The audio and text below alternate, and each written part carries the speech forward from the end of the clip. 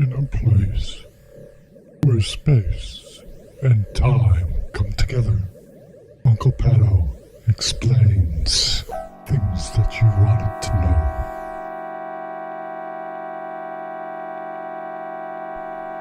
In this episode, we explore the battle between man and Dandelion in an episode we call Dandelion Hell.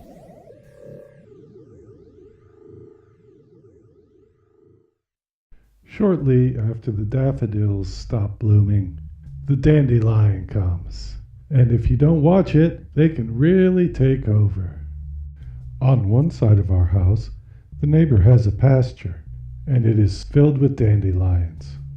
If your neighbor has dandelions, you will never fully eradicate your own dandelions.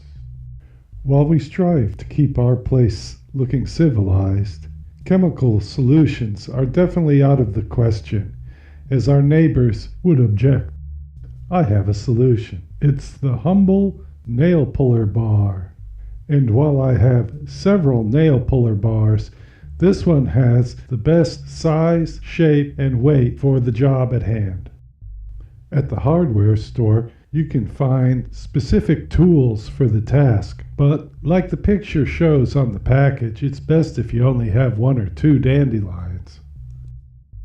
Whether you use the tool from the hardware store or the nail puller, the task is the same.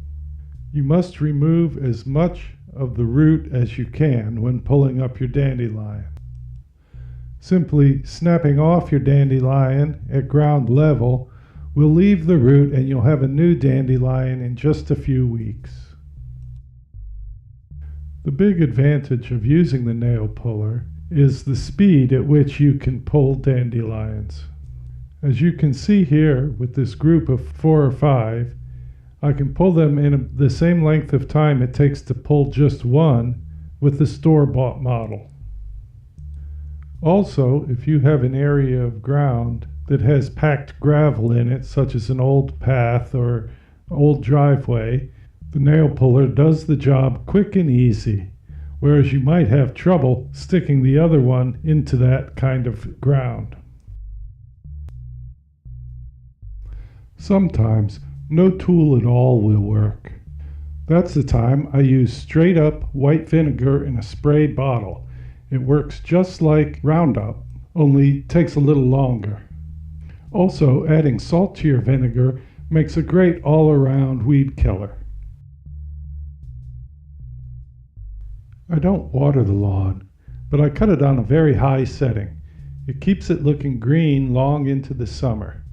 But at the start of the year, you have to let it get very shaggy before you do your first cut. Letting my lawn grow long before its first cut probably drives my neighbor on the other side crazy. He cuts his lawn as close to the ground as he can get, so my lawn stays green at least a month longer than his. And as you can see, it does nothing for the dandelions. So that's my list of lawn tips.